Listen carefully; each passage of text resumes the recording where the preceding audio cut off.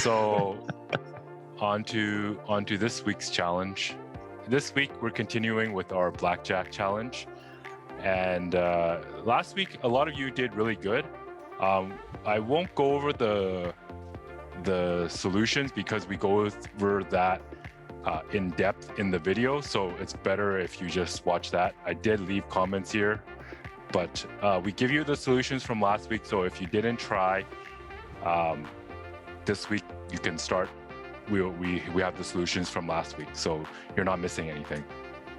But this week you're going to be expanding on the Blackjack machine, soon to be machine, by making a player class. So we have 4 methods for you to implement: hit, getHand, isBusted, and getHandValue.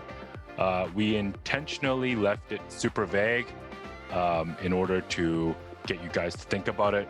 We did give you the stubs here just so we can have a bit of consistency. But other than that, go for it.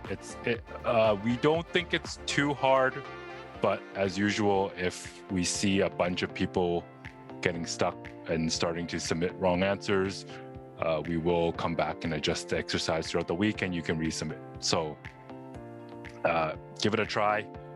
Let us know the answers. Oh, I do have, since we do have a bit more time, I do have a couple of polls just so we can get some more data on how things are. Here we go. Okay, so 2 questions this week. How are you finding the challenges? Are you learning things? And second question is, what kind of problems do you want to see more of? So the first one is algorithms and interview style questions. So those are more along the lines of the week 1 challenge. The second one is architectural thinking. So more in line with the Blackjack challenge we have so far. And the third one is debugging. So it's kind of similar to last week's problem for debugging, where the code works, but there might be some problems with it. So yeah, give us an idea of what kind of problems you want to see more of. Yeah, so yeah, here are the results. So yeah, good.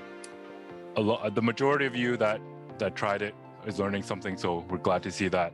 And we'll try to incorporate the question number 2 into our future challenges. This week on the submission form, we also have a couple more questions for you, just to help us gauge a little bit more. So we have 3 challenges now. Just let us know which one you thought was the most difficult, which one was not difficult. If you thought all of them were difficult, you're welcome to select they're all difficult.